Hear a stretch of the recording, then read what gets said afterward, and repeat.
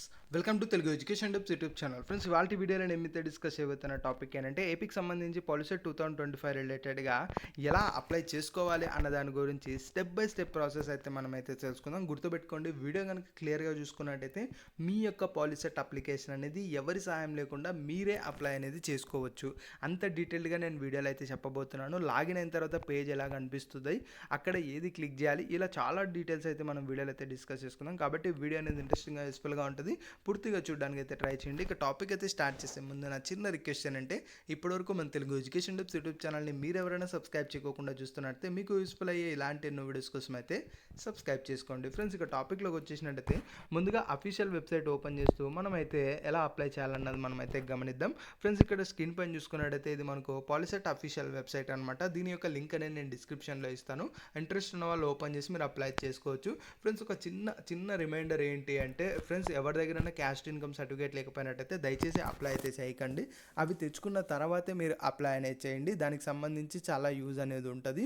ఎందుకు ఇలా ముందే చేస్తున్నామంటే, ఇది మనకి కౌన్సిలింగ్కి చాలా యూజ్ అయితే అవుతుంది అనమాట. ఇప్పుడు మనం ఎలా అప్లై చేయాలన్నది గమనిద్దాం. ఫ్రెండ్స్, ఇక్కడ మెయిన్గా అఫీషియల్ వెబ్సైట్ ఓపెన్ చేసిన తర్వాత ఇక్కడ మీకు రైట్ సైడ్ 3 లైన్స్ అయితే ఉంటాయి. ఈ యొక్క 3 లైన్స్ మీద మీరు క్లిక్ అనేది చేయండి. ఇలా క్లిక్ చేసిన తర్వాత మీకు లెఫ్ట్ సైడ్ ఇలా మనకు 5 ఆప్షన్స్ అయితే వస్తాయి. ఇందులో మనకు ఆన్లైన్ అప్లికేషన్ ఉంది కదా, దాన్ని యూజ్ చేసే మీరు యొక్క పాలిసెట్ ఎగ్జామ్కి అప్లై అనేది చేస్తారు. అందులో కూడా 2 ఆప్షన్స్ అయితే ఉంటాయి. వాటి గురించి డీటెయిల్గా మనమైతే తెలుసుకుందాం. ఇక్కడ ఆన్లైన్ అప్లికేషన్ అని ఉంది కదా, మీరు దాని మీద అయితే క్లిక్ చేయాల్సి ఉంటుంది. ఇలా క్లిక్ చేసిన తర్వాత అగైన్ మీకు 2 ఆప్షన్స్ అయితే వస్తాయి. ఒకటి ఏంటి అంటే, మనకు మొబైల్ నెంబర్తో మీరు రిజిస్ట్రేషన్ అనేది చేసుకోవచ్చు. లేదు అనుకున్నట్టయితే మీ దగ్గర హాల్ టికెట్ నెంబర్ ఉంది, మీకు హాల్ టికెట్ నెంబర్ తెలుసు అన్నట్టయితే వాటిని బేస్ చేసుకొని కూడా మీరు అప్లై అనేది చేసుకోవచ్చు. 2 వేసెస్లో అప్లై అనేది చేసుకోవచ్చు. ఎందుకు ఈ ఆప్షన్ పెట్టారు అంటే, మనకు లాస్ట్ ఇయర్ ఎలా ఉండిందంటే, మనకు ఒక 1 మంత్ మనకి ఎగ్జామ్స్కి ఉండింది. బట్ ఈలోపే పాలిసెట్ నోటిఫికేషన్ అయితే వచ్చేసింది. మరి అలాంటప్పుడు మనం ఏం యూజ్ చేసి అక్కడ అప్లై చేయాలి? హాల్ టికెట్ ఏమో మన దగ్గర లేదు, మనకి నెంబర్ తెలీదు.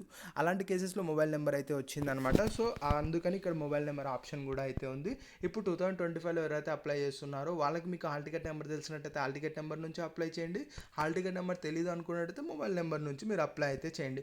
2 కేసెస్లో ఎలా ఉంటుంది అన్నది నేను మీకు అయితే చూపిస్తాను. ఇక్కడ ఫస్ట్ మొబైల్ నెంబర్ అన్న దాని మీద మీరు క్లిక్ చేసినట్టయితే మనకు ఒక పేజ్ అనేది ఓపెన్ అవుతుంది. ఇందులో జస్ట్ సింపుల్ ఏంటి అంటే, పైన మీరు ఏ బోర్డు నుంచి 10th కంప్లీట్ చేశారు, ఎస్ఎస్సీనా, సిబిఎస్ఈనా, ఐసిఎస్సీనా, అది మీరు ఒకసారి అయితే సెలెక్ట్ అయితే చేసుకోండి. తర్వాత ఎంటర్ యువర్ మొబైల్ నెంబర్ దగ్గర మీ యొక్క ఏదైతే వర్కింగ్ మొబైల్ నెంబర్ ఉంటుందో అది ఎంటర్ చేయండి. ఫర్దర్గా చాలా యూజ్ అయితే ఉంటుంది మొబైల్ నెంబర్ నుంచి.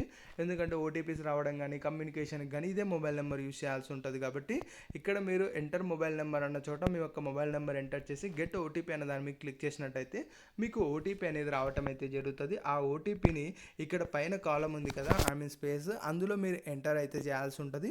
ఆ తర్వాత మీ యొక్క డేట్ ఆఫ్ బర్త్ అన్నది ఇక్కడ సెకండ్ ఉన్న ఏదైతే మనకు రో ఉంటుందో అందులో మీరు ఎంటర్ చేయాల్సి ఉంటుంది. ఆ తర్వాత థర్డ్ యాజువల్గా 2025 అని ఆటోమేటిక్గా మనకి రావడం అయితే జరిగింది. ఇలా ఈ డీటెయిల్స్ ఎంటర్ చేసిన తర్వాత కొంచెం పైకి స్క్రోల్ చేస్తేనే మీకు ఇక్కడ క్యాప్చా అని చెప్పి కొంచెం స్పేస్ ఉంది కదా, ఇక్కడ కనిపిస్తున్న ఏదైతే లెటర్స్ ఉన్నాయో అవి మీరు ఇక్కడ ఎంటర్ చేయాల్సి ఉంటుంది. ఎంటర్ చేసిన తర్వాత షో అప్లికేషన్ అనే దాని మీద క్లిక్ చేసినట్టయితే మీకు అప్లికేషన్ ఫామ్ అనేది ఓపెన్ అయితే అవుతుంది. అప్పుడు ఆ యొక్క అప్లికేషన్ ఫామ్ ఎలా ఫిల్ చేయాలన్నది మనమైతే గమనిద్దాం.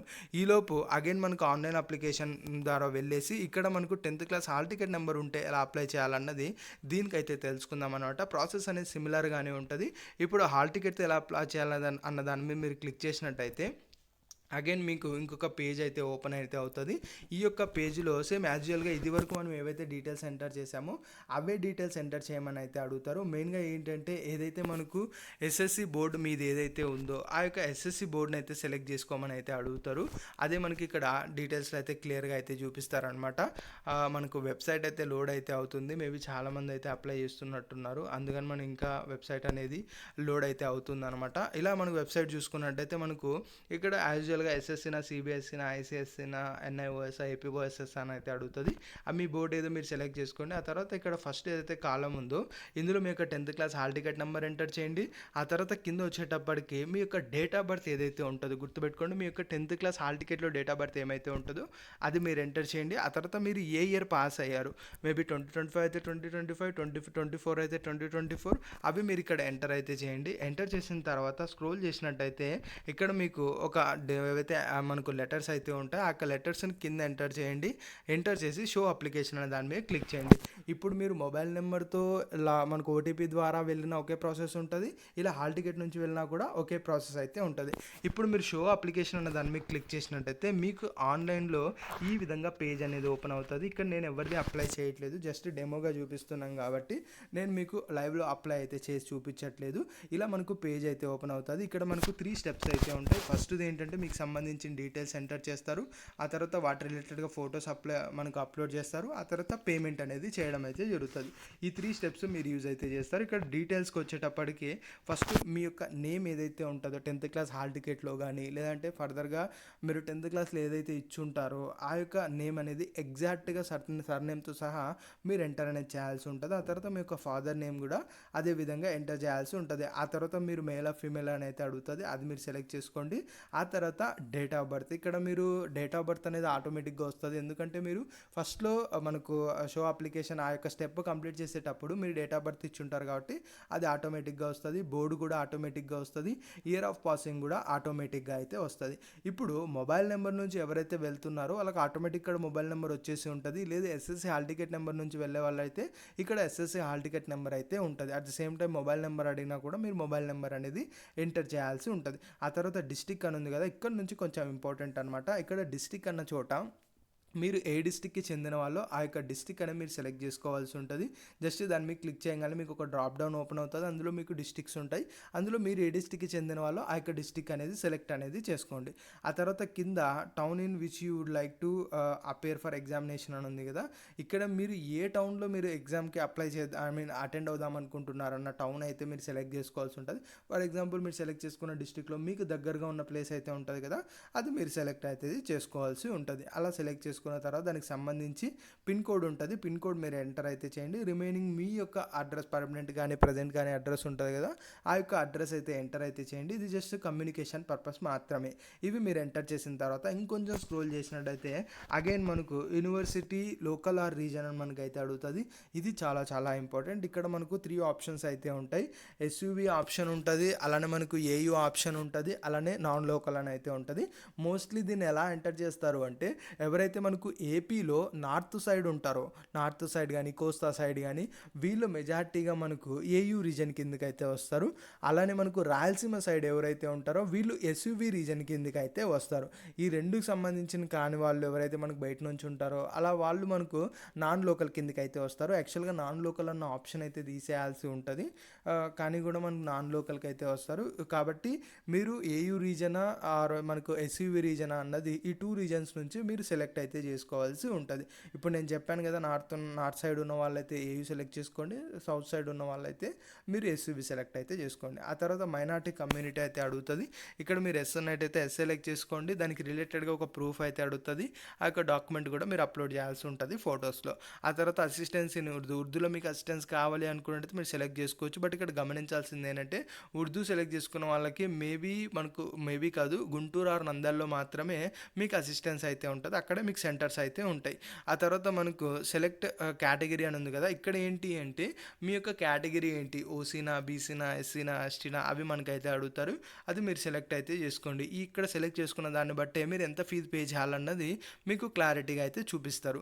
ఆ తర్వాత స్పెషల్ కేటగిరీలో person with disabilities, NCC, sports, games, cap అని ఉంది కదా, ఈ యొక్క సర్టిఫికేట్స్ మీ దగ్గర ఉన్నట్టయితే ఎస్ సెలెక్ట్ చేసుకోండి.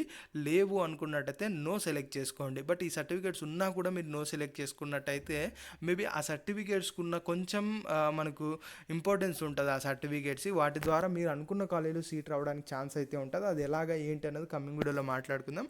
ఆ యొక్క స్కోప్ని మీరు మిస్ అయితే అవుతారు. సో ఉన్నట్టయితే ఎస్ సెలెక్ట్ చేసుకోండి, లేదని అయితే నో సెలెక్ట్ చేసుకోండి. ఆ తర్వాత కింద మనకు డిక్లరేషన్ ఉంది కదా, ఇక్కడ టిక్ మార్క్ వేసేసి సేవ్ అన్న దాని మీద మీరు క్లిక్ చేయండి. ఇలా క్లిక్ చేసిన తర్వాత మీరు అగైన్ నెక్స్ట్ పేజ్కి అయితే వెళ్తారు. అంటే మనకు 2 ఏదైతే ఫొటోస్ అని ఉందో ఈ యొక్క ఫొటోస్ పేజ్కి అయితే వెళ్తారు. ఇక్కడ మీకు సంబంధించిన మీ యొక్క ఫోటో కాపీ, అలానే మనకు ఏదైతే మీ యొక్క సిగ్నేచర్ ఉంటుందో ఈ సిగ్నేచర్ ఈ 2 కూడా మీరు అప్లోడ్ చేయాల్సి ఉంటుంది. గుర్తుపెట్టుకోండి, ఫోటో సిగ్నేచర్ చాలా క్లియర్గా ఉన్నవి అప్లోడ్ అయితే చేయండి. ఎందుకంటే హాల్ టికెట్స్లో అవే వస్తాయి. ఫర్దర్గా మీరు ఎగ్జామ్కి కూడా హాల్ టికెట్ తీసుకెళ్తాల్సి ఉంటుంది. కాబట్టి కేర్ఫుల్గా మీరు అప్లై అయితే ఆ యొక్క అవి అప్లోడ్ అయితే చేయండి. దాంతోపాటు ఇంకా రిలేటెడ్ ఆధార్ కార్డ్ కానీ, క్యాష్ ఇన్కమ్ ఇలా ఏమైనా డాక్యుమెంట్స్ అడిగినట్టయితే అవి మీరు అప్లోడ్ అయితే చేయండి. ప్రాబ్లం అయితే లేదు. అలా అప్లోడ్ చేసిన తర్వాత సేమ్ కింద సేవ్ అని అయితే ఉంటుంది. దాన్ని సేవ్ చేసిన తర్వాత మీరు పేమెంట్స్కి అయితే వెళ్తారు. ఇక్కడ మీరు సెలెక్ట్ చేసుకున్న కేటగిరీని బట్టి 400 300 350 మనకు యొక్క పేమెంట్ అయితే చూపిస్తుంది. ఆ యొక్క పేమెంట్ మీరు ఎలా పే చేస్తారు, net banking, debit card, credit card అని అయితే ఉంటుంది. మోస్ట్లీ డెబిట్ కార్డ్ నుంచే పే చేస్తారు కాబట్టి డెబిట్ కార్డ్ అన్న సెలెక్ట్ చేసుకొని కార్డ్ డీటెయిల్స్ ఎంటర్ చేసి ఓటీపీ వస్తుంది. ఆ ఓటీపీ పే చేసిన తర్వాత మీరు పే అనేది చేయొచ్చు. ఇలా పేమెంట్ అనేది సక్సెస్ఫుల్ చేయండి. ఇక్కడ గమనించాల్సింది ఏంటంటే credit card or debit card అనేవి మీవి యూజ్ చేయడానికి ట్రై చేయండి. ఒకవేళ ఇంటర్నెట్ సెంటర్లో మీరు అప్లై చేస్తున్నట్టయితే అక్కడ కూడా మ్యాక్సిమం కేసెస్లో మీ యొక్క ఫ్యామిలీ ఆర్ మీ యొక్క అయితే రిలేటివ్స్ డెబిట్ కార్డ్స్ ఉంటాయి, వాటిని యూజ్ చేయడానికి అయితే ట్రై చేయండి. ఇక్కడ డెబిట్ కార్డ్ అంటే ఏంటో కాదు, జస్ట్ ఏటీఎం కార్డు మాత్రమే. సో వాటిని యూజ్ చేసి మీరు పేమెంట్ అయితే చేయండి. ఇంతటితో మీరు ఏదైతే మనకు పేమెంట్ చేసినట్టయితే మీరు సక్సెస్ఫుల్గా ఎగ్జామ్కి రిజిస్ట్రేషన్ అనేది చేసేసుకున్నట్టు, అంటే అప్లికేషన్ అన్నది మీరైతే ఈ యొక్క ఎగ్జామ్కి అయితే వేసేసారని అయితే అర్థమైతే చేసుకోండి.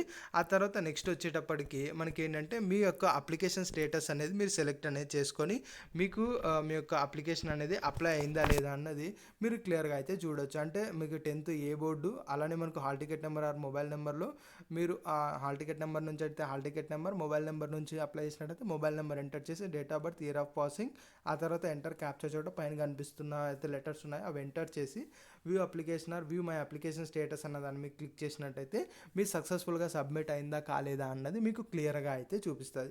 వ్యూ అప్లికేషన్ మీరు క్లిక్ చేసినట్టయితే మీరు అప్లై చేసిన అప్లికేషన్ అయితే వస్తుంది. దాన్ని ప్రింట్ అన్న దాన్ని మీకు క్లిక్ చేసి మీరు ప్రింట్అవుట్ అయితే తీసుకోండి.